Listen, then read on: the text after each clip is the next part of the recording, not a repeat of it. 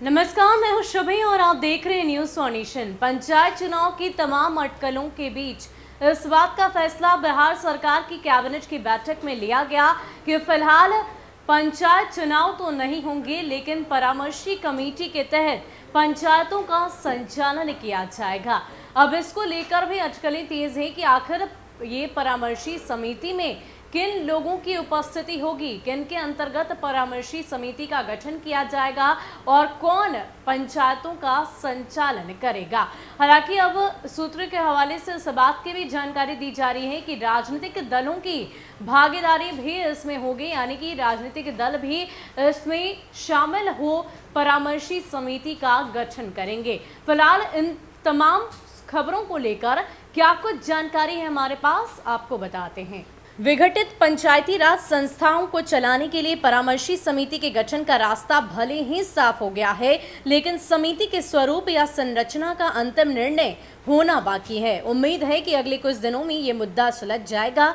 इस संबंध में आदेश जारी करने के लिए सरकार के पास 15 जून तक का समय है। उसी दिन निर्वाचित पंचायती राज संस्थाओं का 5 वर्षीय कार्यकाल पूरा होगा। परामर्शी समिति का गठन पंचायती राज विभाग के कार्यकारी आदेश से हो जाएगा। इसके लिए अध्यादेश की जरूरत नहीं होगी। एक बार तय हो जाने के बाद पंचायत संस्थाएं प्रशासकों के हवाले नहीं होगी। परामर्शी समिति के स्वरूप को लेकर सत्ता से जुड़े राजनीतिक दलों की ओर से कई तरह के प्रस्ताव आए। उनमें से एक ये भी था कि क्यों नहीं राजनीतिक दलों के संगठन के पद धारकों को ही इन संस्थाओं के परामर्शी समिति का प्रधान बना दिया जाए, साथ में निवर्तमान प्रतिनिधियों को सदस्य बनाकर रखा जाए। लेकिन यह प्रस्ताव गंभीर विचार के स्तर तक नहीं पहुंच पाया।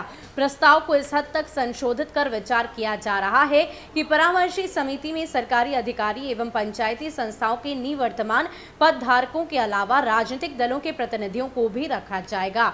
नीतिगत निर्णय पर रोक यह अगले चुनाव तक के लिए कार्यकारी व्यवस्था होगी। इसके लिए परामर्शी समिति किसी नई योजना का चयन नहीं करेगी। विचार का विषय ये भी है कि समिति को चालू वित्तीय वर्ष 2021-22 के लिए स्वीकृत योजनाओं के कार्यान्वयन का अधिकार दिया जाए या नहीं।